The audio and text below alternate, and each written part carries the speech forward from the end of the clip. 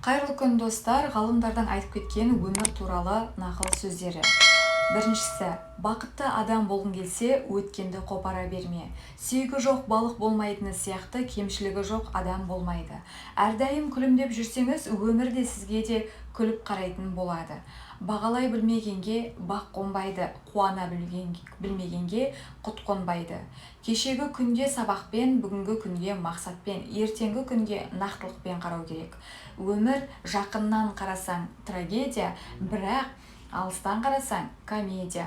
Ақымақ болмаңыз, алдыңызға мақсат қойыңыз, ал сол мақсатқа жету үшін ерінбей еңбек етіңіз. Үш нәрсе қайтып келмейді: уақыт, сөз, мүмкіндік. Сондықтан уақытты жоғалтпаңыз, абайлап сөйлеңіз, мүмкіндікті жіберіп алмаңыз. Адам өз ойының жемісі. Не ойласаң, сол болады. Өмір сүру сізге берілген сыйлық, ал бақытты болу сіздің таңдауыңыз.